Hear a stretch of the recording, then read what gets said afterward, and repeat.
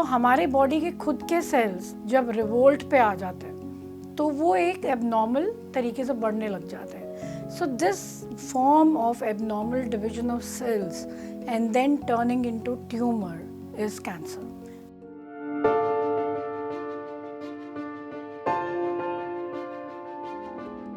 Cancer, जब हम cancer की बात करते हैं तो उसमें ब्रेस्ट कैंसर सेकंड नंबर पे आता है. सेकंड नंबर पे किसके? वुमेन कैंसर्स के.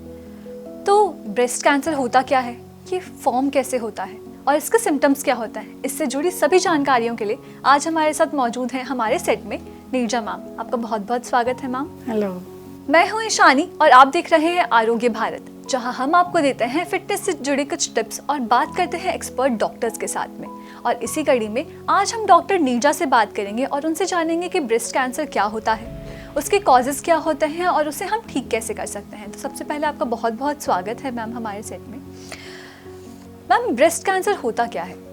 So basically breast is one of the organ of women and जब भी इसमें कोई ऐसी हलचल या ऐसी कोई एक्टिविटी होती है जो नॉर्मल से अलग हो, यानी कि अगर जो बॉडी के cancer actually comes from your own body, ऐसा नहीं है कोई बाहर से उसमें कोई तत्व डाला जा रहा है.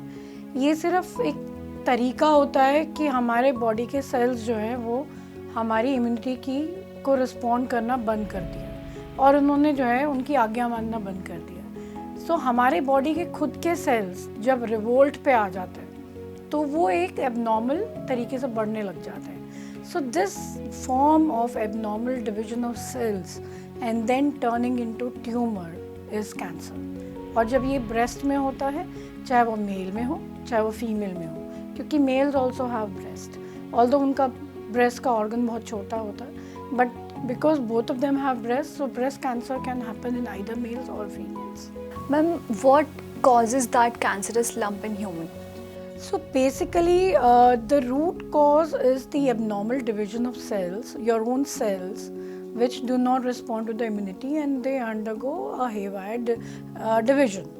But what triggers is basically there could be some genetic components, जैसे कि हमारे protector genes जो होते हैं, जिसके बाद which are there, and these protector genes they may undergo mutations. तो जब ये mutant genes they are inherited या किसी में ऑलरेडी म्यूटेशन हो गई है तो वो एक ट्रिगर फैक्टर हो सकता है. But that is not the only reason. Having a mutant gene is not the only reason.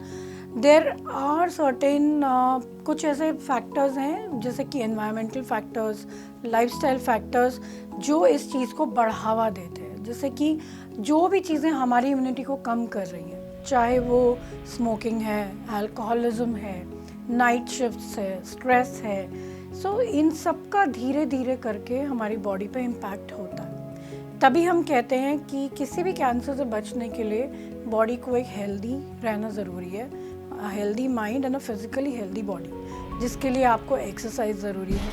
So there are certain criteria जो सारी इंटरनेशनल ऑर्गेनाइजेशंस ने ले डाउन किए हैं कि आपको कितनी एक्सरसाइज करनी चाहिए to keep your body healthy. For example, you should at least do 75 minutes of rigorous exercise per week.